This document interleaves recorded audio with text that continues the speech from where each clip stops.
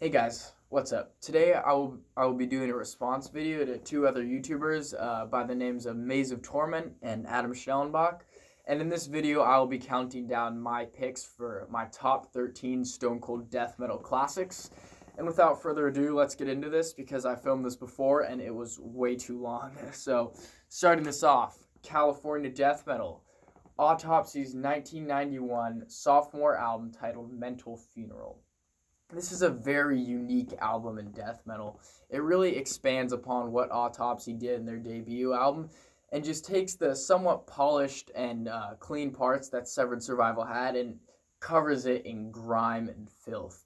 This album is murky, disgusting, dark, and doomy. One thing I find really unique about this album is there's actually dynamics on this album, which is not something you hear every day in the world of death metal.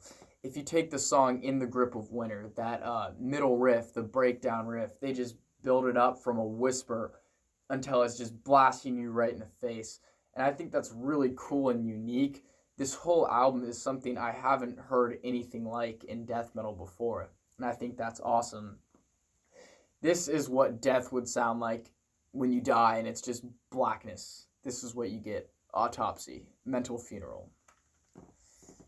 Next up, across the Atlantic Ocean in Britain, Cancer, Death Shall Rise. This is a very straightforward album, pretty meat and potatoes, but the songwriting and playing is all top notch. James Murphy plays guitar on this album, and his leads are super unique, and it's not something you hear all the time in death metal. A lot of people have taken inspiration from him, and he's a very influential figure in the genre. So, like I said, I don't have too much to say about this. It's really straightforward. Phenomenal songwriting. Glenn Benton does some guest vocals on the intro track, Hung, Drawn, and Quartered, which is probably my favorite on the album. And I think this album flows really well. First to last song, it's great, and it's just pure old school death metal. So, Cancer, 1991, Death Shall Rise. Next up, a band from Buffalo, New York, Cannibal Corpse with Tomb of the Mutilated. This is one of the heaviest and most sickening albums I've ever heard in death metal. I've listened to a decent amount of death metal in my day, but nothing I've ever listened to will compare to the sickness and the perversity of this album. If you take modern day bands and compare them with the lyrics on here, sure, maybe the modern day bands can win out in more descriptive gore lyrics or whatever. But nothing can touch the atmosphere that these lyrics create. The diction and syntax on here just create the most sickening and horrifying lyrics I've ever heard on a death metal album. Nothing I've ever seen can come close to the way this makes a person feel when you read them. It's terrifying every single time, and that's the goal of this album. It's so heavy. Alex Webster is a phenomenal bass player. His bass lines on here just create cool dissonance and cool parts that kind of contrast with the rhythm section. Of course, Chris Barnes, the most guttural vocals on here. He somehow managed to get heavier and lower than the previous album, Butchered at Birth. And this is some phenomenal material. My personal favorite Cannibal Corpse album. Sometimes I go back and forth whether I prefer this or The Bleeding. But at least this has my vote for right now. Some of my favorite songs on here: Addicted to Vaginal Skin, The Cryptic Stench, Entrails Ripped from a Virgin's Cunt. Yeah, just some awesome, sickening, terrifyingly scary death metal from Cannibal Corpse. So that is Cannibal Corpse with Tomb of the Mutilated. Next up, a band from Finland, Convulse's 1991 release titled World Without God. Now, World Without God really sums up what the whole Finnish scene was all about back in the day. And still is. Still some great bands from Finland. And Convulse wasn't the first death metal album from that country, but they were one of the first and earliest to appear on an LP, a full length. So I think this really serves as a testament to the country's sound. This is a really, really fantastic album. It's murky, it's dark, and overall the songs are phenomenal. Some super, super heavy riffs on here. I love the vocals are just super straightforward. It's a pretty straightforward album in general, but it is just so barbaric and heavy. But at the same time, there's great riffs, there's harmonies, everybody's playing great. One of the coolest things about this album is it starts with a nice intro with a chorus, and then right when it kicks into the title track, the atmosphere changes literally night and day. It's just bam, it kicks you right in. And that train keeps rolling with the second song, Putrid Intercourse. My God, what a heavy song. And my personal favorite on here is the last song, Power Struggle of Beliefs. It really shows the contrast death metal can have between acoustics, but also just pure barbaric heaviness. This is one of my favorite albums on the list. Make sure to check it out if you haven't heard it. This is Convulse, World Without God. Next is an album that, for me, you can't say death metal and classic in the same sentence without thinking about this album. Death's 1988 Leprosy. Now, Leprosy really expanded the death metal genre, and I would argue that this created a blueprint for what death metal is and has continued to be today. This 8-song LP is so influential in the works of old school bands that came shortly after this, but also bands that are still playing today. Before this, you had death metal albums like Scream Bloody Gore and Seven Churches, and whether you want to argue if those are death metal albums or not, even if you argue they are, which I do, this sets a new standard and a new face for death metal. This takes the brutality, this takes the lyrics up a notch, this takes the songwriting and playing up a notch. This is everything you want in old school death metal.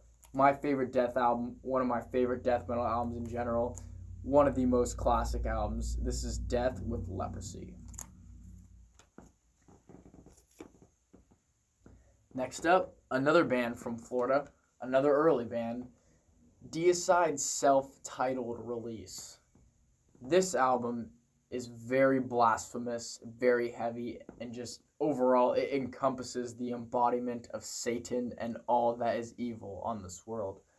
I don't know how this band does it. I don't know how Glenn Benton does it, but they create just the most evil sounding music I've ever heard in my life. Glenn Benton's vocals are phenomenal on here. Of course, him layering the screeching high vocals on top of the super low guttural vocals really give it that evil and satanic imagery and vibe, and I think that's really awesome. There's also some really good musicians on here. Steve Asham, as well as the Hoffman brothers, they play phenomenal music, especially Steve Asham. I'm a drummer, and his ideas are really refreshing to hear in death metal, and I haven't heard a lot of his ideas used on other death metal albums, and I think they're very unique. I love the lyrics on here too, very blasphemous. Also mentioning Charles Manson and Jim Jones on some of the songs here, so very cool lyrics. Some of my favorites off this album are Lunatic of God's Creation, Sacrificial Suicide, Dead by Dawn, classic horror movie lyrics, Blaspherian, Deicide, and I just named half the songs, so, all the tracks are my favorite. This is Deicide's a self-titled debut album. One of the best. Next up is an underground death metal band from Pennsylvania, and if you're going to check out any of the releases on this list, I would recommend this one the most. This is a 1993 release by the band Deteriorate titled Rotting in Hell, and oh my God, what a phenomenal release. I cannot get enough of this album, and I cannot talk highly enough of this album. This is one of the most underappreciated death metal albums I've ever listened to. If you're looking to profile Deteriorate's sound, imagine Cannibal Corpse meets Deicide, splash in a little bit of Immolation, and just bam. Deteriorate is a band where you can so clearly hear their influences, but at the same time, they're so original, and it's not like I'm ever thinking, oh, this is just Cannibal Corpse Part 2 or Deicide Part 2. This is fully original and awesome material. I mean, the Cannibal Corpse influence is so far that they even go as to reference the song Edible Autopsy in one of the tracks on here, which is a song from the first Cannibal Corpse album. But this is all great and refreshing material and new ideas that I haven't heard in death metal before. Now, this came out in 1993. This was still relatively when death metal was at least in the first decade or half decade of its existence. And Deteriorate really shows some really cool and new ideas on this album I hadn't heard in albums released previously. The first three songs on here just pummel you straight to the ground. These lyrics give Deicide a run for their money on evilness. Oh man. And the song Cannibal Autopsy is one of the heaviest death metal songs I've heard. Also, I love the lyrics in that song. They seem to pay homage to the old Italian horror movie cannibal films. And those are some of my favorite movies, so of course I love that song. And also the last song on here, Decomposed Anatomy, is very awesome. So Deteriorate, Rotting in Hell, check it out. If you haven't yet, you will not be disappointed. Next up is another Finnish release, Demilich, with their full-length Nespithy. Now this is a compilation, but that is the artwork for the album. And this album is super interesting, very technical and very dissonant, but they still take dissonance and give it some kind of melody, and there's great songwriting on here. That is, to me, what is the highlight of this album. The songs are so complete and full, the compositions are very mature, and I think that's what really makes Demilich stand out. Also, mentioning standouts in Demilich, of course, the monstrous low vocals by the frontman Antti Bowman, one of my favorite vocalists. For lack of better words, it sounds like a frog croaking if you have not heard his gutturals, and they're absolutely insane. This is one of my favorite death metal albums, and this really goes to show that death metal is limited to no boundaries, or it has no rules whatsoever. Demilich really takes death metal and just writes a whole new set of formulas and everything that death metal was about before. They just sweep it away and say, this is what you can do with death metal. There is no limits to this kind of music. And I think that's really awesome. Some of my favorite tracks on here are When the Sun Drank the Weight of the Water, the 1662 Sun of 14-4 Regional Dimensions, still unnamed. Very long song titles on here. The whole imagery and messages are very cryptic and cosmic, and I absolutely love that. So that is Demilich 1993 with their album Nespithy. Next up, an Italian band called Electrocution. Now this album is called Inside the Unreal. Another underground and kind of lost classic in the death metal realm. Also, if I were to profile their sound, I've heard someone say, and I would agree, they sound like a mix between Beneath the Remains era Sepultura as well as Suffocation, which makes for a very, very, very heavy and fast end product. There's something that sets Electrocution on a different level than other bands I've heard, and I can hear that from the second I throw on the first track, Premature Burial. Oh my god, it just hits you and it crushes you. And these guys play so damn fast, and it's so technical. The bass playing and drumming on here is out of this world. It seems like a lot of times in music, the bass and drums, maybe back in the days of jazz and through the early stages of rock, it was all about the bass and drums. They got to be locked in. Doesn't matter what the guitar's doing. You got to lock in bass and drums. And that seemed to kind of be lost maybe post 80s, but Electrocution brings that back. These guys are locked in dead on. And this band is so tight when they do their hits and there's a cut in the song. Every time I do a double take and think my CD player is like pausing or skipping or something because that's how tight their chokes are. So this is Electrocution, Inside the Unreal. Next up, Canada, a band from Canada, Gorguts, Consider Dead. This is one of my favorite death metal albums. This really embodies the morbidity that death metal creates. And morbidity is very common in the lyrical themes of death metal, but not many bands sound morbid, where I think Gorguts nails that. And they also managed to do that being at the same time technical and very heavy, and also showing very mature compositions in their songwriting, as well as everybody's playing. All the guitar players, bass player, and drummer, they really locked together to create something I haven't heard in death metal before. As you'll see, that's a common theme in these albums. To me, they're very unique. And I love this album cover. This album cover, if paintings or pictures can make noise, it would sound exactly like this album. And I think that's very cool. Luke LeMay is a phenomenal musician and songwriter. So this is Gorguts Consider Dead. Some of my favorite tracks off this are Disincarnated, Rotten Anatomy. That was the song that got me into this album. And Bodily Corrupted. So phenomenal musicians on this album. Make sure to check it out. Gorguts Consider Dead. Next up, a band from Yonkers, New York, Mortician. Now, where bands like Suffocation were making very influential albums in the brutal and technical side of death metal, Mortician was being very influential in the brutal meathead style of death metal. This album is all blast beats and all eighth note chugs, and I love it. Gore and horror movies the whole time, blast beats, guttural vocals. This album is really the same thing from front to back, and that's what I love about it. It's barbaric, it's meathead. If you're looking for something that is going to be consistent, a band that's going to be consistent, and you're looking for a really fun album to listen to, I always have fun when I listen to this. Not to mention, I love horror movies, and I've found most of my horror movies through Mortician. So this album really speaks to me. I love this album. If you like blast beats, if you like guttural vocals, if you like breakdowns and eighth note chugs, Mortician Hacked Up for Barbecue is for you. I love this album. All right.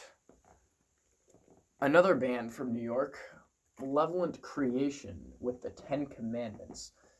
Now, this album is not the heaviest album I've heard, but what I will say is this is the most intense album I've ever listened to.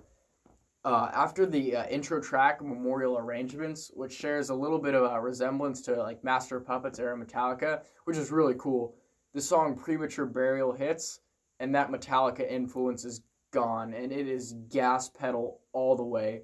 People have described this album as thrashy, and I think it is, but I think there's a little bit of misconception in that. The vocals aren't guttural, which may give it that thrash feel, but to me, this album's pure death metal. I mean, the riffs sound a lot like Suffocation, just tuned to D instead of C. And some awesome musicians on here. And this goes to show you don't need guttural vocals to be an incredibly heavy and intense death metal band. That is why I love this release, and that is why I love Malevolent Creation. So this is Malevolent Creation, the Ten Commandments. And now last on this list, this band is from the Netherlands, and this is a 1989 release, Pestilence, Consuming Impulse. This is an album that has, in my times of listening to it, something very strange has happened with this album. It gets better every single time I listen to it. I discovered this album about 2 years back, and every time I listen to it, it just keeps getting better and better and better. And I don't know why that is, but I can't get enough of this album. Patrick Mameli and Martin Van Drunen and everybody on here is just so awesome at what they do. And this album is just so consistent front to back. I've never heard a more steady album that just keeps going at you. The songwriting, the showcasing of songwriting is awesome. I can't say enough good things about this album. What's weird is it is straightforward, but at the same time, if you look at the time frame, this album is somewhat influential. There is some some keyboards used on here, which I think is super cool. And this is one of my favorite releases, one of the most consistent albums in music, dare I say. This is Pestilence, Consuming Impulse. This is the last one on the list. And thanks for watching, guys. I'm going to make it a habit to try to upload weekly. Before, I really wanted to only talk about albums that I owned on physical copy. But I know now if I want to keep posting more, that probably won't be a reality. So I'll probably just do more album reviews that on albums I don't have, or do more videos like these, or I'm going to try to keep uploading hopefully once a week. So that's it. Thanks, guys.